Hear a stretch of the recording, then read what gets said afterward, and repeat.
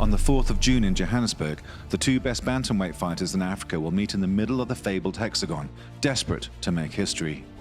The champion, Sindile Manengela from Nelson Mandela Bay, will defend his belt for the very first time, not just for himself, nor his team nor his family, but for his entire community. A judoka able to squeeze the life out of his opponent, yet possessing true knockout power, trained and guided by the legendary fighter and coach Chris Bright, but this time facing the toughest fight of his career with his world title on the line in the ultimate proving arena of human combat. Facing him is a hungry young challenger from Pretoria who has yet to taste defeat, who has earned this title shot by dispatching every other fighter who was placed before him. A phenom molded with the CIT blueprint of his mentor, current UFC middleweight Dricus du Plessis. A mixed martial artist born and bred to rule the world at 135 pounds. They call him MSP, the most savage player, Cameron Saaiman, intent on building an undefeated legacy that will send shockwaves through the world of mixed martial arts. This is the title fight that decides who can call themselves the greatest in Africa, and this is the countdown to EFC 94. Proudly brought to you by World Sports Betting. First settled over 62,000 years ago and affectionately called PE, Gqeberha is the largest city in the Eastern Cape. And while it's an unlikely breeding ground for world champions, this is where Sindile the Ghost Manengela calls home. It's a small town compared to other towns, Cape Town, Joburg, Durban. I've been in those towns, the life is too fast in those areas. I don't think I'll be able to live in those areas. I like my space, so I think Gqeberha is perfect for me. It's a perfect city for me. I met Chris while I was still doing judo. He's more than a coach to me. He's like a father, a brother, and a friend. BJJ black belt Chris Bright is an undisputed legend in African combat sports. With a fighter's record of 27 wins and 3 losses, Bright quickly became one of the most respected coaches on the continent and established the Port Elizabeth Submission Fighting Academy, or PESFA, with an exclusive and tightly knit fight team that boasts not just 1 but 2 world champions. I don't really have to motivate Sindile. He motivates himself very well. Like other people, I have to push in different ways and have triggers. He's the first in, he's the last out every day. So he's extremely motivated and fired up for everything, he's very easy to coach. Most of the time, he used to take us and sit us down. Instead of doing like a physical training, he'll sit us down and want to hear what our goals, what we want to do in life. Now, is the person that I'm looking up to. The things that he does for us, you can quickly see when someone is not vibing with the team, and he'll sit down with that person and tell them, listen, this is not what I want for the team. And I think that's what has been working for him. That is why the team is looking like that. Because Chris, he has done a lot for MMA. He's been in this situation, so he knows what is needed for the players to get on top of the chain.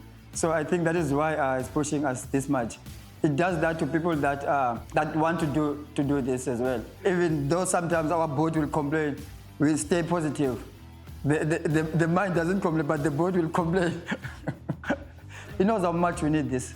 That is why he's pushing us this much.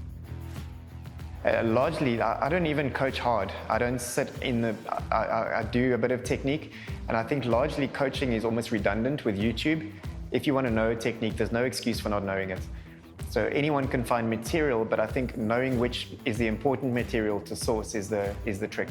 Knowing what is and I think that's what I do quite well. It's not about the techniques anymore. Knowing which is the valuable information and which is the nonsense. And I don't follow trends, but I know what makes someone tough and functional. And we drop all the fluff and we focus on what matters the most first.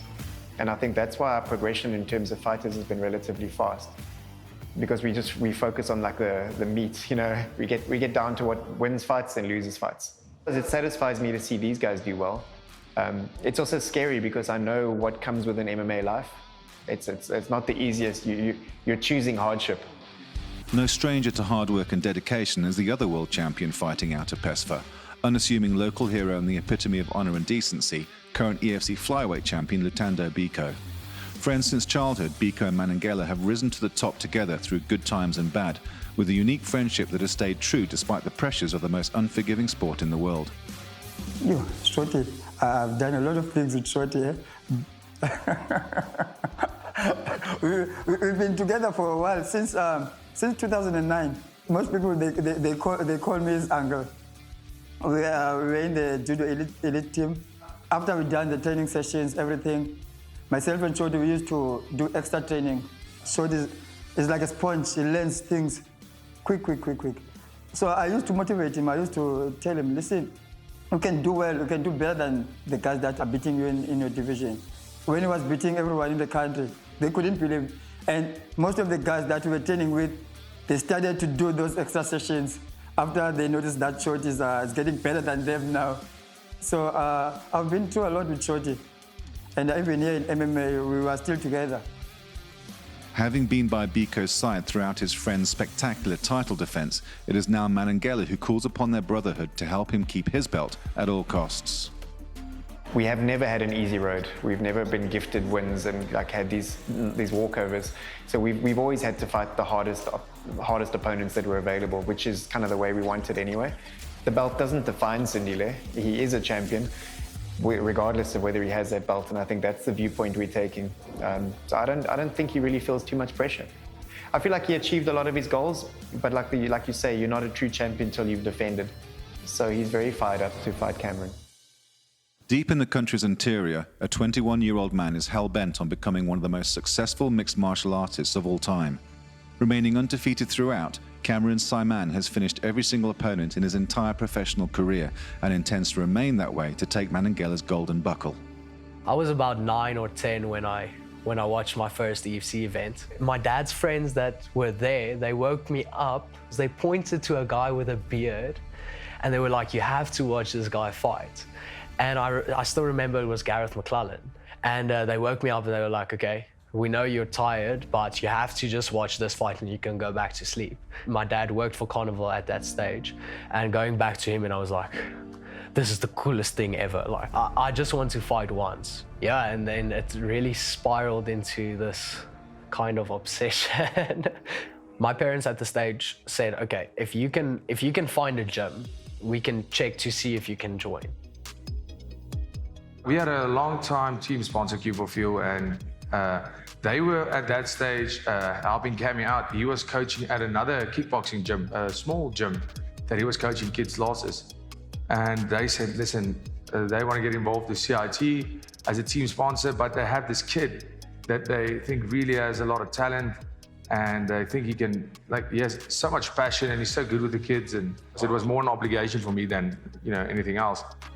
But that very, very soon changed. I'm talking about the first session, the first time I saw him.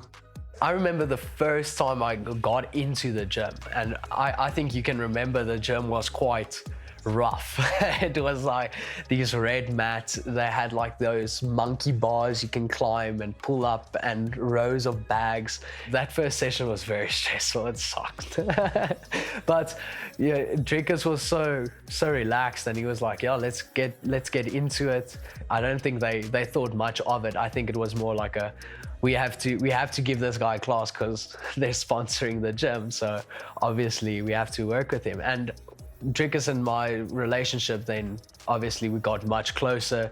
He was there for every training session, and I think it quickly turned into, okay, we are taking this very seriously and we have something to work with here. So if we can keep on putting the effort we're putting in now, we might have something to work with. They have been my family since I was 14. The guys are like brothers. Everyone looks after each other. We sometimes have our problems, but in a sparring session, you can sort that out quickly. Coach Mornay has really instilled in us is if you guys are in this team, you need to be able to stick out your necks for each other. And that's something they take seriously. That's something everybody in the team takes super seriously, is the loyalty we have towards each other. I didn't want to be the person they had to coach. I wanted to be the person that they wanted to coach. 12-year-old MSP was only thinking of fighting in the EFC once.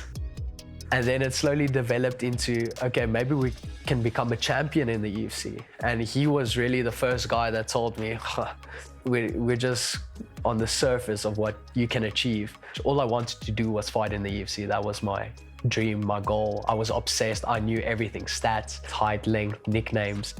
I knew everything. Dricus told me I'm gonna go there. I need to start watching these fights and I need to be ready. So after that, I was like, okay, I'm part of the. They're not thinking of the short term. They're thinking of what we can achieve years ahead. Moving from Zwide as a young man to the neighbouring township of KwaZulu, Manengela entered Masibambane High School and has now returned for the very first time to show his belt to the school community. I haven't been here since 2001 when I matriculated in the school. Now that I see the school is in bad condition, I'm keen to start a drive, hopeful that there will be people out there that can help us to fix the school.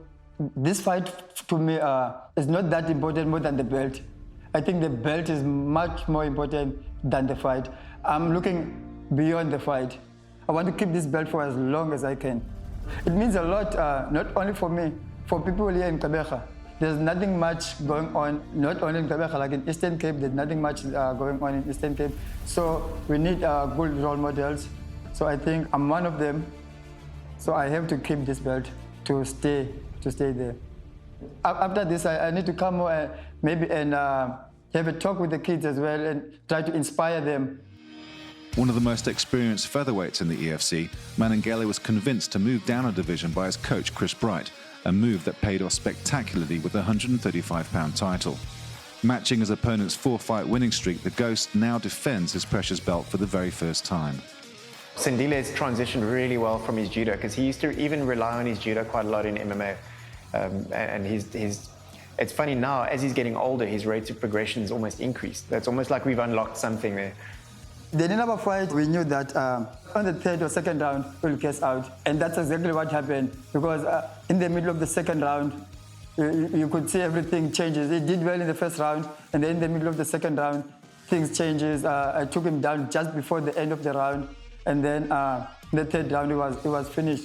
People still said Ninaba could have won if he didn't guess out. But it was our plan to make him guess out because we were wrestling him in the second round. So you don't just guess out. You guess out because you are working. Fitness is part of MMA. If you are not fit, then what? In the Ruben De Beers fight, I think that's when things changed because that was my first fight in Bantam. That was it. Chris was like, okay, now that we're going for Bantam, we need to go there and win the belt. We are not going there to be part of the guys. We need to be one of the top guys in that division. And I never lost a fight in the Bantamweight ever since. When I started MMA, I only had one goal, to be EFC champion. Whatever I do, I want to excel on it. Every year when we start the beginning of the season, he'll ask us to write down what we want. So he knows how much I wanted to be a world champ. When Faiz was still a champion before Sylvester, I used to call out Faiz all the time because I think I was ready then to be a champion. The guys keep on delaying it. But still, I keep on working. I didn't get frustrated because I knew I'll get a turn to fight for the belt. In the Faiz fight, the only thing I knew that Faiz can't commit because he knows if he commits, I will take him down. And that's exactly what happened.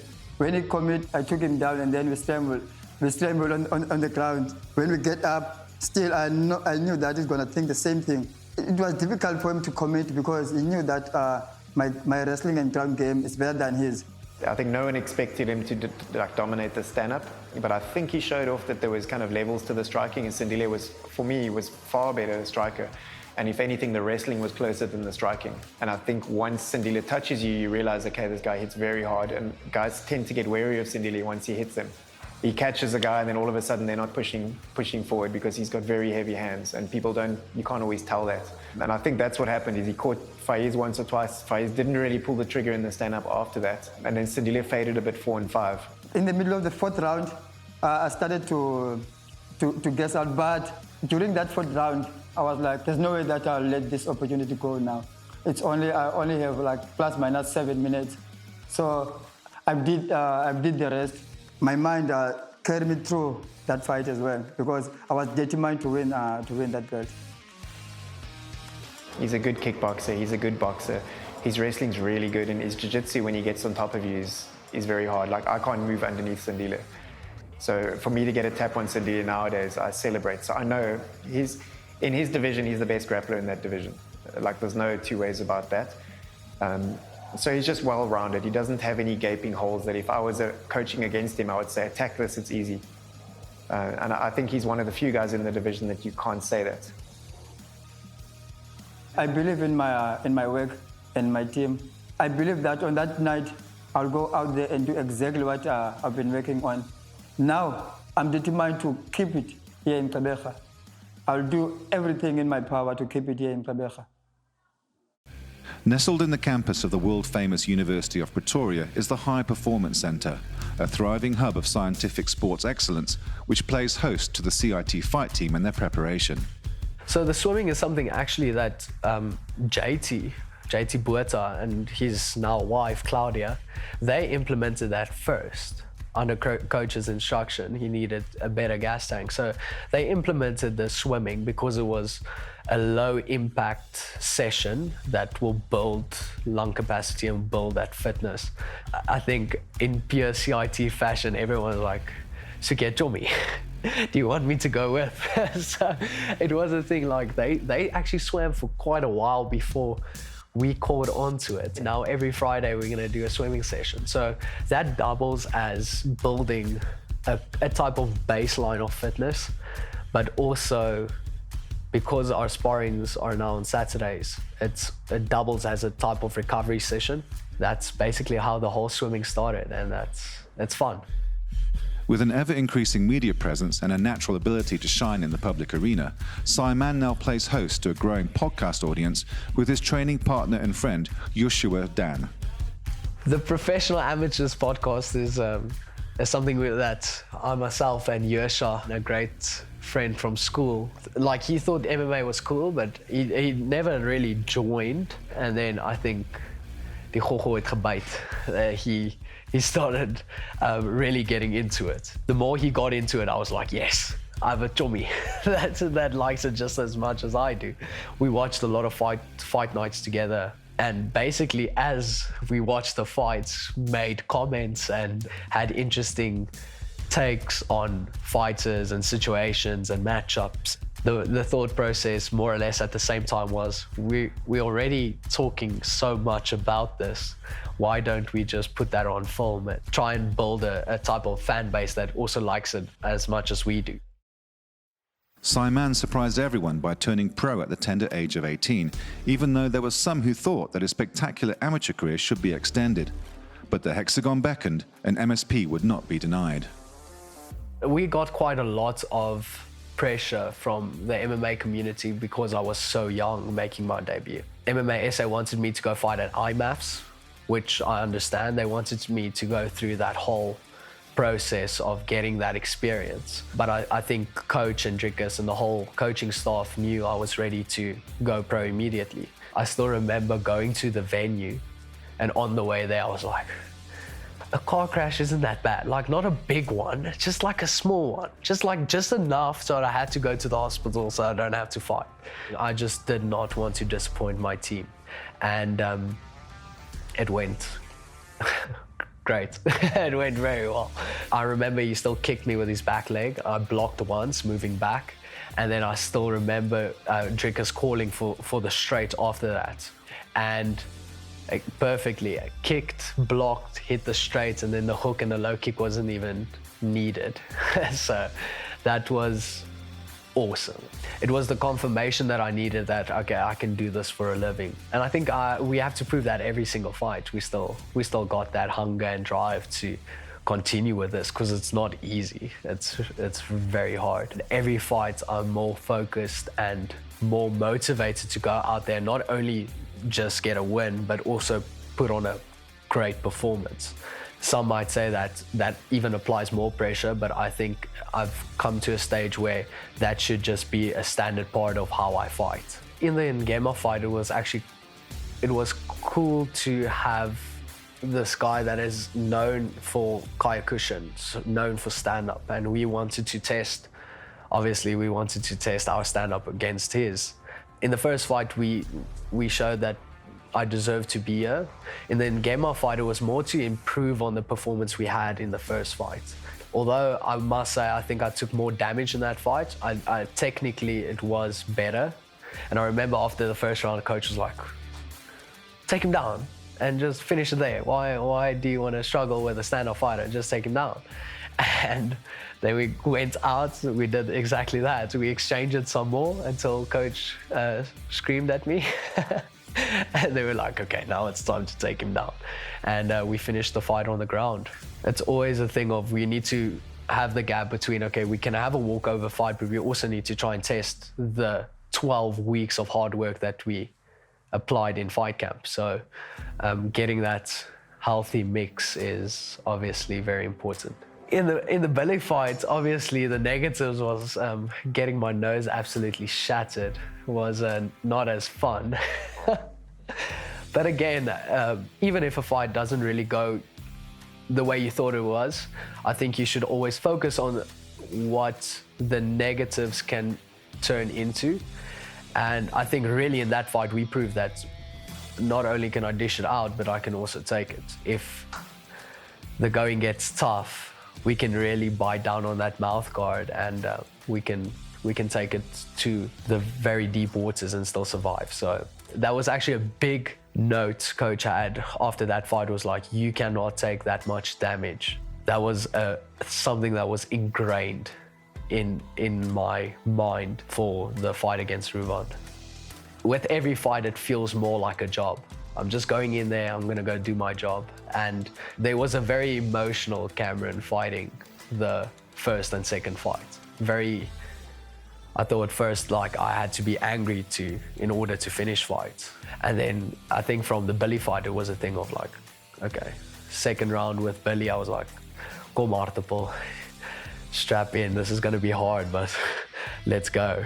That whole mentality carried into the next fight with Ruvan was like, we're just gonna go out there, we're gonna do what we do best, and that's put on a performance, and we want to finish fights. That's always what we want to do. And I think everyone at CIT will preach the same thing, is we don't want to have split decision wins, preferably not. So we're really going to leave everything out there, and it's paid off.